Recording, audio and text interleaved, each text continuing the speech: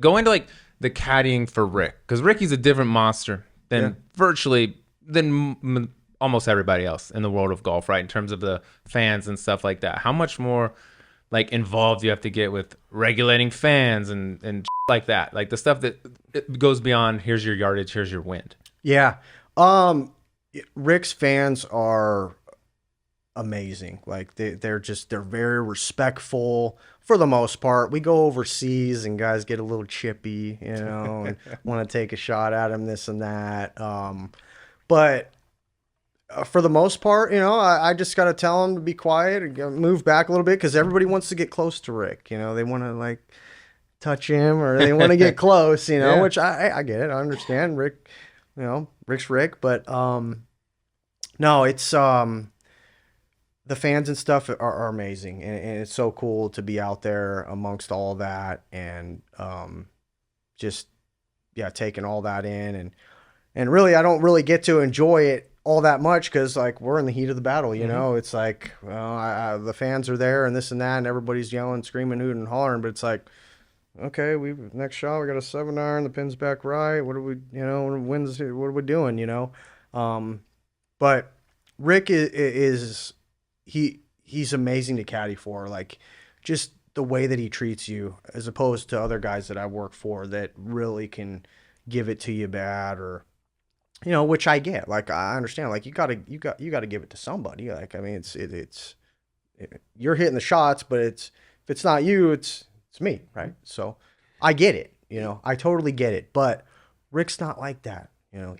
Rick is different. For whatever reason. He's one of the classiest out there. There's no doubt. I mean, Without question. He is. Without question.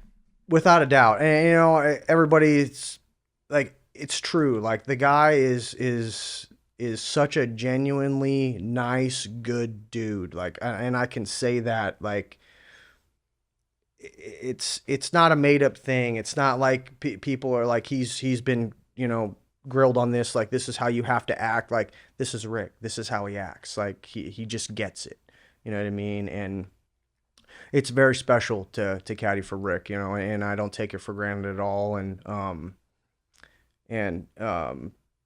honestly, Rick is I don't want to say easier to caddy for than other guys, but he doesn't demand a whole lot. The thing that I believe I help Rick with is, when he's in between shots, or like he's not really sure what to hit. Like, I know what he needs to hit. Like, I'm like, Rick, it's not the 7. He's got a 7 and 8. I'm like, it's the 8. Just hit the 8. It's not gonna go past the pin. It might be a little short. If you hit it good, it'll get to the pin, but it's not going over, or something like that, to that kind of extent. I don't read a lot of his putts, which if I was playing and I had someone caddying for me, I'm not asking them to read my putts either. Like, it's such a feel thing. You're seeing the line, this and that may be just me, but that's kind of how Rick goes about it as well. So I want to know, like, how the job with him came about, because obviously him and Joe Scovrin were together for a very long time. I mean, basically since the second Rickie Fowler turned pro. Yeah. And so when they split, I mean, it was a big deal. And the question was, who's going to be Rickie Fowler's next caddy? And I know he was struggling a little bit, but that's a really good bag. And now Rickie's back to playing the way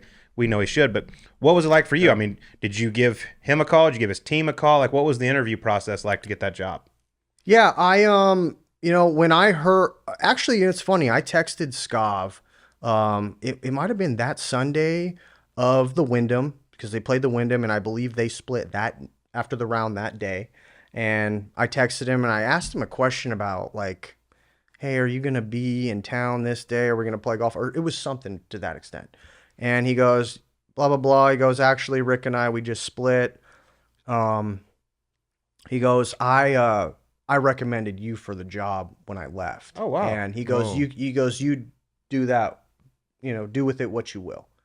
Whether you want to call Rick, or if you just want to leave it alone. And I'm like, at the time I'm caddying for cool. Nate Lashley. Yeah. And he said that.